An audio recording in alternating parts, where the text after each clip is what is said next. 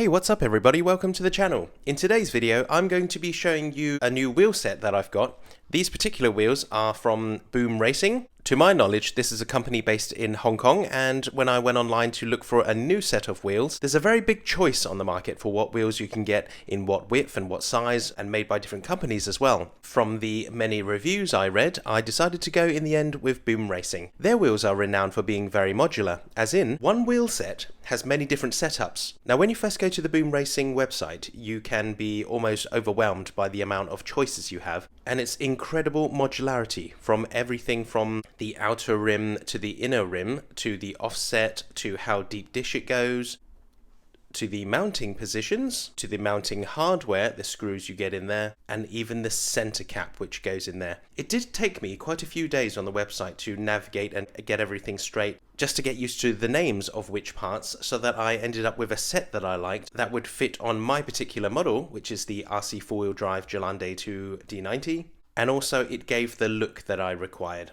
So before I set off buying my new wheels, I decided on the size. I went for a 1.9, which scaled up means these would be a 19-inch alloy. Now that does seem a bit big for a D90 Defender, and I understand that most real Defenders only go up to about 17-inch for their chosen wheels, but the scaled down model for some reason, to my eyes, in my opinion, looks a lot better with 19-inch alloys. The second point I wanted in a wheel was I wanted a vintage look with a modern touch to it. I know that doesn't make sense, but that's what I was going for. So in the end, I decided to go for this. This is what they call the jelly bean, probably because it has these jelly bean type shapes in them. I wanted it with the 5-nut mounting system, so the center there gives it a little bit of that vintage look.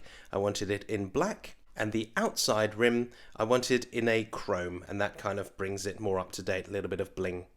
For the inside mounting system, I went for this hex piece in a 4mm offset. Now they do it in many different types. You're probably going to want to pick one that suits your build a bit more. You obviously can have it sticking out a lot, but I wanted this maybe not completely flush with the body, but just sticking out a little bit. So this is what I went for.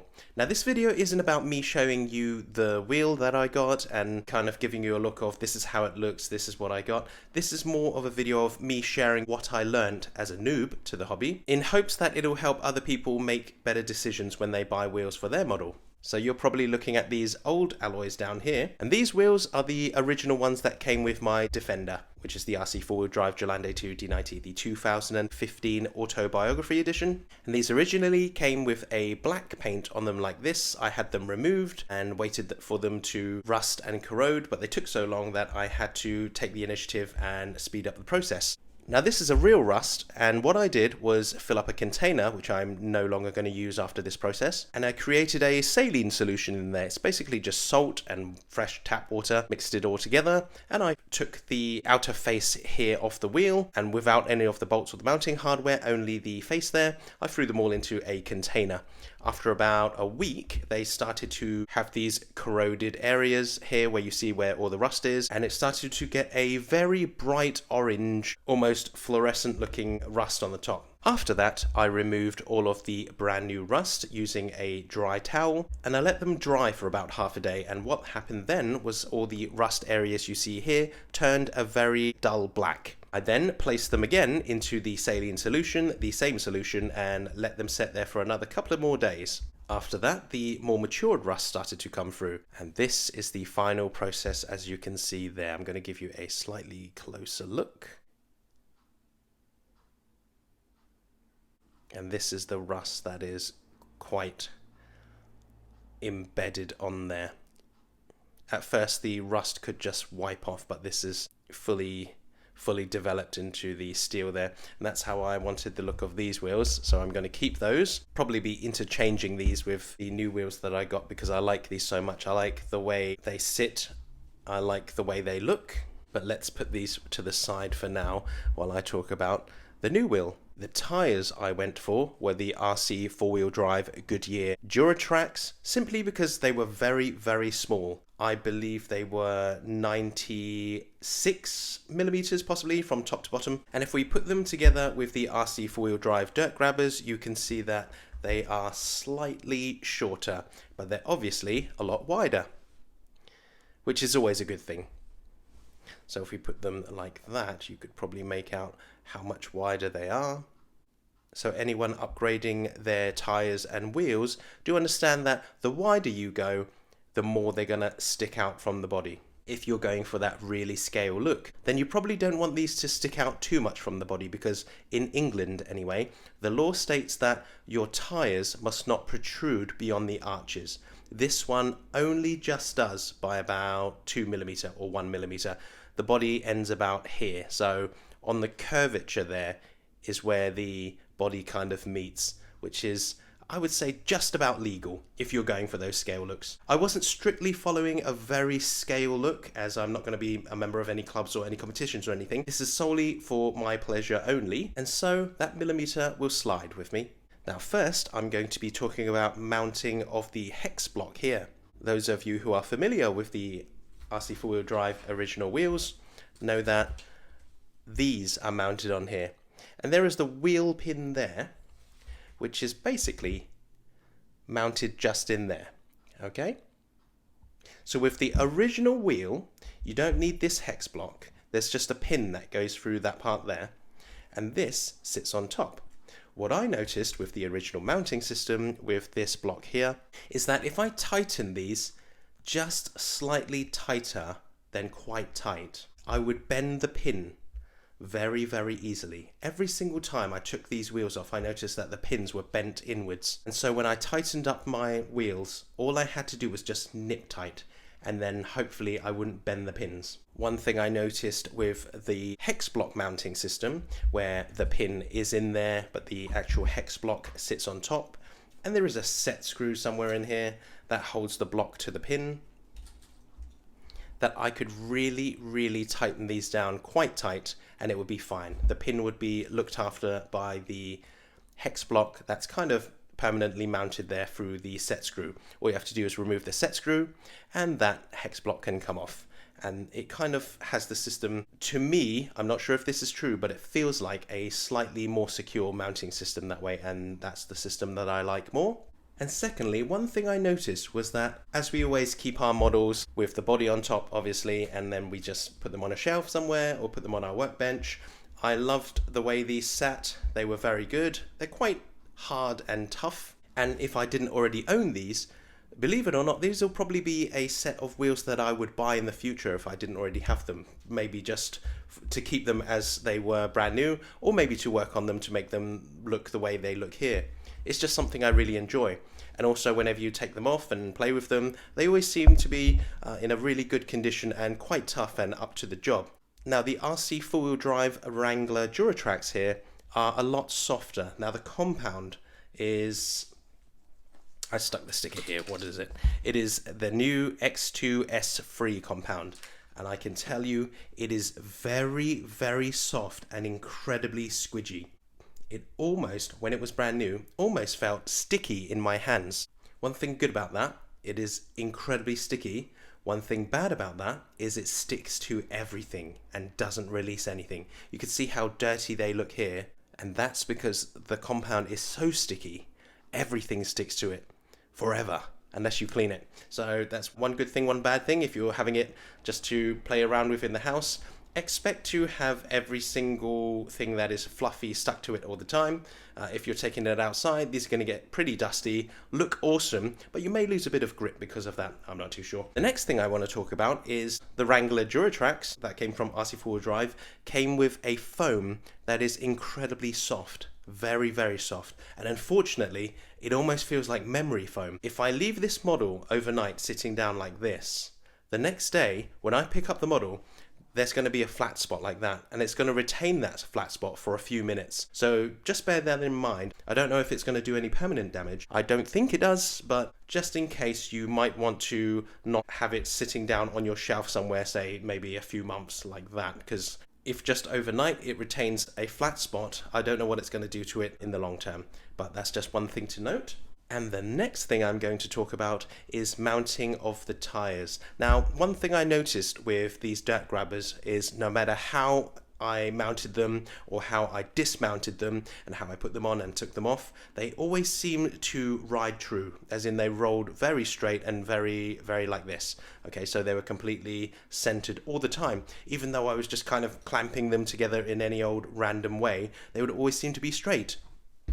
With a wider wheel, you have to be a little more critical because these are very easily mounted skew-if or in an off angle, if that makes sense. And that's because when you wedge the two parts of the beadlock wheel together to lock, the tire lips inside have to be inside and locked together. If any of the parts are outwards, inwards, slightly off center, 2 mil out, 2 mil in, it's going to do this to the tire. The wheel will be centered, so it will roll perfectly, but the tire on top of the wheel is going to look like it's doing this.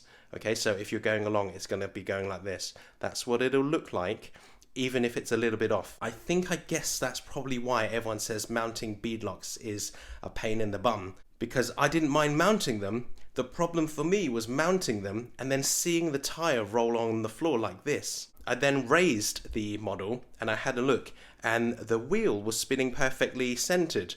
It was the tire that was just maybe a couple of mil in or off. You can't even see here. This one's mounted pretty centered, but one of mine, well, 2 or 3 of mine were mounted slightly off, and I could really see it.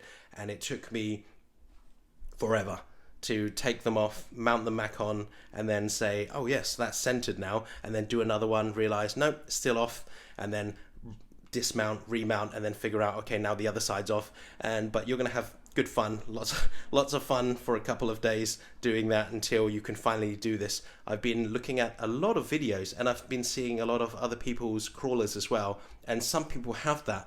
It's not critical, so they don't care about it. They have it, they leave it, doesn't really bug them. Or maybe they spent 3 years trying to straighten it, and every time they did it, it just kept coming out bent, and they thought, oh, you know, just leave it. So I got to that point, but mine are pretty straight now. I think it's just one of mine which are ever so slightly off. If you were really critical and went up to it and looked at it, you could see it was kind of like this, and you were like, yeah, okay, only a slight bit off. But if it doesn't bother you, it doesn't bother you. If it bothers you, do something about it. And also gives you more work time on your RC crawler, and it's really fun as well. So that's one of the things I learnt, but now we're going to have a close-up look of this. One of the things I got was, this is exactly how I wanted it. I wanted this in this color, a chrome, this in this black, and I wanted these in silver to try and offset the black there, and I wanted this center cap in silver. It is a glittery silver paint, which I'm not too big a fan of, but it adds a little bit more of an eye-captivating color in the center. Not sure how I feel about that. Might paint that to black a little bit later. It is a little bit glittery at the moment, as you can see there. It's one of those glittery paints, which I don't know how I feel about that. I don't know, maybe I'll try removing the paint and see how it looks underneath, or just go straight and paint it a black, you know. But right now, I don't mind the way it looks. I really love it, and the tire is a fantastic size for me as well. I know there's larger tires, there's XL tires, and there's so many different foams you can get. So yeah, the foam on the inside of this, as I said, it has a lot of memory, so you can upgrade your foams. I am having a bit of trouble at the moment looking for the correct size of this, because more of the, shall we say, more expensive or higher end foams that you can get on the market are not for this size of tire. This is a rather small size. Most of them are 100mm and beyond, so probably 105 to 120 mil foams, and you can get them obviously in single stage, dual stage foams, and I believe there's a lot of different 3D printed ones as well, but I can't find anything in this size currently. 96mm. I do believe you can go bigger, but the foams I've been looking at were 40mm wide, which is probably up to here on this tire. So I'll see. I'll do more research. Obviously the foam can be a little bit bigger than the tire from what I've read so far, but if I was to get those sizes, they would be an insane amount bigger. So I'll have to do more research, and then I'll have to see what I do, because I really cannot afford making a mistake with anything I buy right now. So everything I buy has to be on there, and I probably won't be able to make another choice after that. But this is my video about my tires, my wheels, some of the things I noticed, and obviously some of the things I wanted to share with you guys. I'm not really gonna mount these on and mount the body on to show you guys, because this isn't really a look at my tires and look what they look like with these wheels on this model kind of video. It is just the small points that I wanted to share with you. Again, I'm having a lot of fun with this model and doing as much as I can. Whatever happens, I'll share with you guys. And again, let's have a bit of a close-up on the RC four-wheel drive dirt grabbers. You can see how the rust is browning nicely. You can imagine these getting a lot darker as time goes on. You know, at first I didn't really think these nuts and bolts looked very realistic, because to my knowledge cars only had the bolts that were kind of tightened from the outside, and it's the bolt that goes inwards, but I've never seen ones with threads coming outwards and nuts on the outside. But the other day I went past a truck and it had hardware on its wheel literally like this, like it had parts of the threads showing out outwards and the nuts going on, and that made me like this even more. I was thinking, oh wow, I always thought that was not very realistic. I thought it should have been the other way, you know, the threads going inside, and so you only see the head of the bolt, if that makes sense. But these are pretty realistic, and I really love that. They look so good. If any of you guys are looking for wheels and tires, I know these are the ones that come with the ready to run models, and to some that will seem like, oh, this is like their baseline wheels and tires, but these are really good. If anyone's thinking about, hey, I like the look of those, they come in either silver, white, black, or I think that's it, silver, white, or black, then yeah, go for it, guys. This is really fun. I love this tire and wheel combo. It looks so nice on the truck. It really matches everything. The spokes look good. Performance-wise, I don't really know how they are, but looks-wise, I can tell you they look fabulous, because they go flush with the body. In fact, I think they sit inwards about 1 millimeter, and they just look fantastic on the D90s. So if any of you guys are looking at these and thinking, oh, I wonder, you know, what they're like performance-wise, I don't know.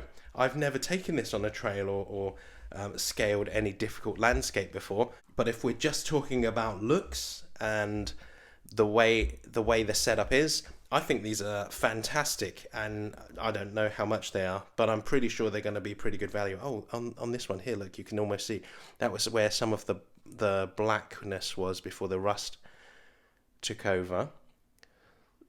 So I wonder how that's going to progress. It looks like it's pitted in very slightly, but rather than painting them on, because I'm a really bad painter, I have no artistic skills in painting or anything, but I needed to do this for real in order for it to look real. So real rust on these wheels, and that's what it looks like. I guess that's pretty much it for this video. Thank you very much for watching. I hope this video helped someone out there, or just entertained you for a little bit. Have a great day, and I'll see you next time.